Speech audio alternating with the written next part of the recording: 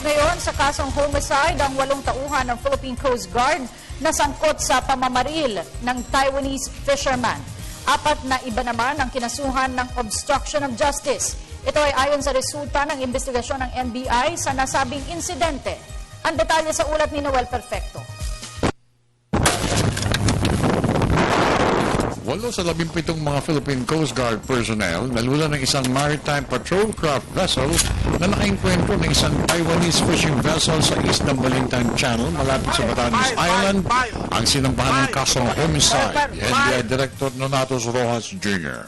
Ito ay matapos na mapatunayan ng NBI na sinadya ng 8 mga tauhan ng Coast Guard na walang habas na pagbabarili ng mga ito ang fishing vessel ng Taiwanese na nagresulta sa pagkamatay ng kapitan ng barko. Napatunayan rin sa pro report ng NBI na 45 mga bala mula sa 108 na mga basyo o sped shells mula sa panig ng Philippine Coast Guard ang tumama sa sasakyang pandagat ng Taiwanese kung kaya't mabilis na namatay ang kapitan nito.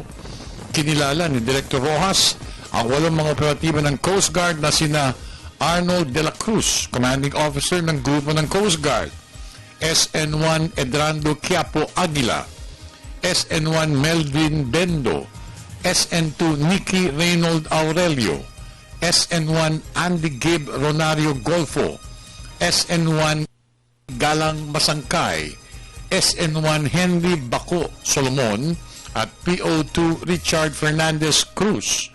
Kasong obstruction of justice naman ay sinampa sa 4 na mga operatiba rin ng Coast Guard.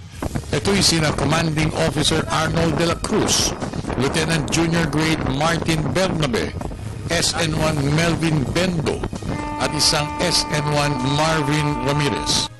This case? Murder? Yes.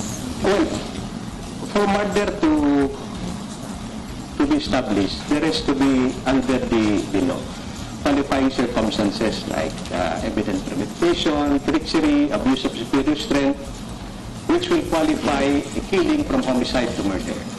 We did not find any of the qualifying circumstances in our investigation that would qualify the killing to murder.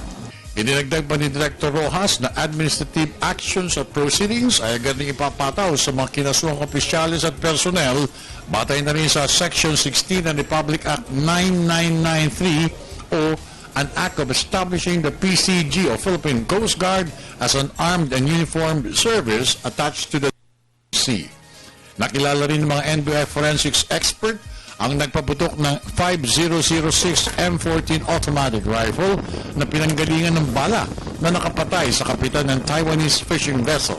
Ito ay si Seaman First Class Edrando Quiapo Aguila.